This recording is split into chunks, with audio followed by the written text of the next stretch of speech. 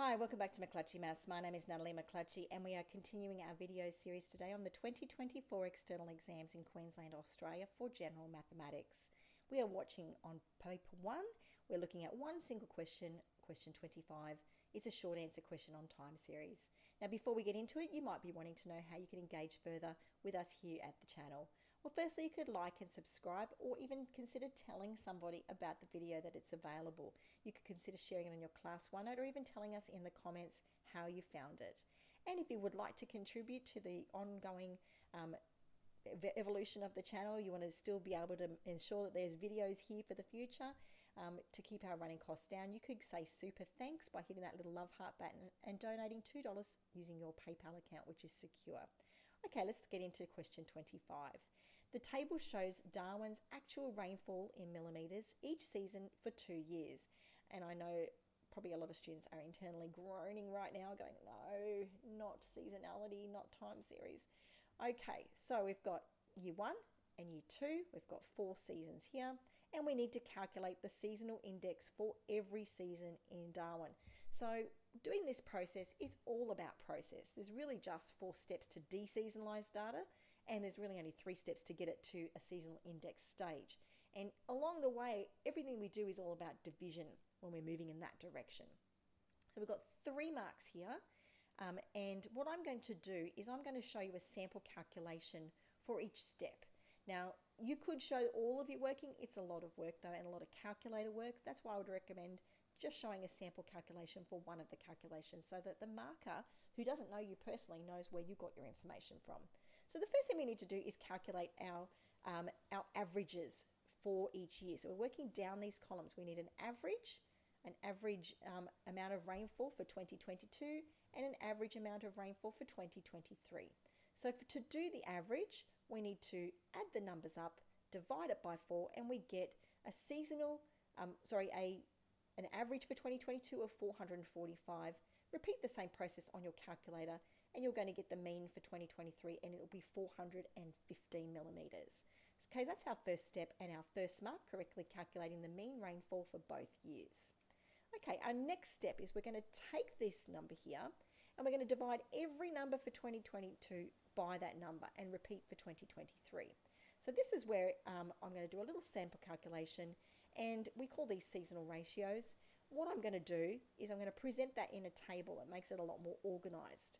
So basically what I've done is I've taken 410, divided it by 445 and I got 0.9213, which I can see here for autumn 2022. So now I need to simply repeat that process. 30 divided by 445, 205 divided by 445, 1135 divided by 445. And I'm going to put the answers in here. It's a good idea to use quite a few decimal places because obviously you can't keep all of these values sitting on your calculator. So maybe round it to the 4 decimal places, 5 decimal places. I would say 4 would probably be a good one for these because you want these final answers to be as accurate as possible. For 2023, it's the same process, except now we're dividing by 415. So 390 divided by 415 gives me that answer. 20 divided by 415 gives me that answer, and so on. So because I've done this accurately and rounded correctly, the rounding was important and was considered in the marking, I've now calculated these seasonal ratios. I get my second of 3 marks. My final step now is to use this information in the red table to come up with some seasonal indexes or indices. So to do that, what I'm going to do is take the number for autumn for 2022 and the number for the seasonal ratio for 2023 for the same season, and I'm going to work out an average of the two of those. I add them together, divide by 2. So it's divide, divide, divide all the way along. So this will be my seasonal index for autumn. Okay, and I'm going to repeat that process for winter. This plus this divided by 2 gives me the winter seasonal index. This plus this divided by 2 gives me the spring average. And summer divided by 2 gives me the summer average. So this is my third and final mark. I've calculated the seasonal indices and I've now got 3 out of 3. Okay, so that was part A, a lot of work in that part. Part B is different information. Now if we look here, this is Darwin, and if we look here, this is Hobart. So basically, after you've done the work in part A, you don't need it anymore. This is a completely new scenario for part B. This table shows Hobart's actual rainfall each season. So that's the first row, and the seasonal indices. So basically they've gone from this information to this information. They've done it for you, and they want you now to deseasonalise the Hobart rainfall information. So we're taking this number now and we're using the seasonal index to get a deseasonalised value. And the way we do that is, once again, divide. So take each of these values, divide down the columns.